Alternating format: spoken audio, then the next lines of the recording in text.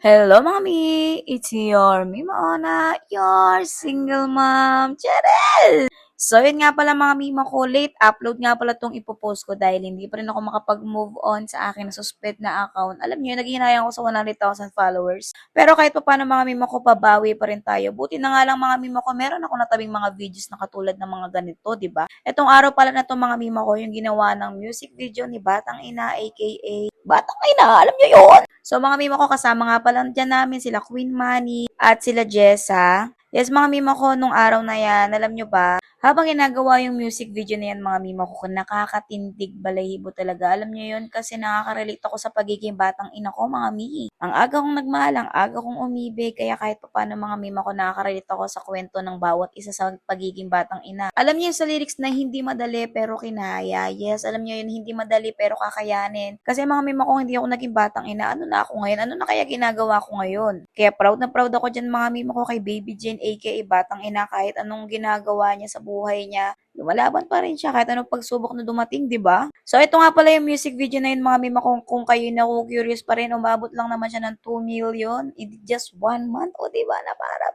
para bang ano talaga, nakakadami talaga nakaka-relate to no?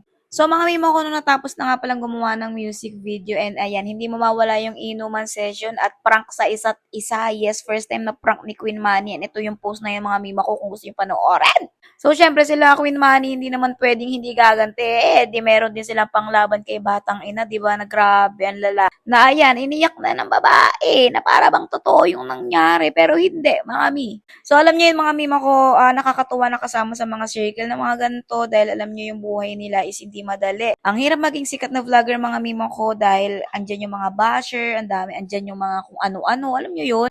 Talagang pag pumasok ka sa pag-vlogging, kailangan makapal yung mukha mo eh. Kasi lahat ng failures, lahat ng kasamaan ugali mo, yung lalabas at lalabas talaga ng bonggang-bongga eh. Na hindi ko na-expect na mapapasama ako sa circle na to na bonggang-bongga na akala mo eh, isa din ako sa sikat. Pero kahit ganun pa man mga mima ko, masaya ako na kilala ko tong mga to na kasama ko, di ba, na para bang matagal na kami magtotropa kasi mga mima ko solid yung mga samahan na yan. Alam nyo yung talagang kahit pangat yung ugali ng isa't isa, pinakisamahan pa rin. Kaya mga mima ko, yan, yung magpo-post at magpo-post pa rin ako, hindi ako panghinaan ng loob kahit suspend yung account natin, babawi pa rin tayo. Kaya yan, sige, magplastikan lang kayong dalawa dyan, Chares! Ang sarap lang sa pakiramdam mga mima ko. Siyempre, lumalawak na yung ano ko eh, social media ko eh. Lumalawak na talaga yung mga nakikilala ko dito sa SOCMED.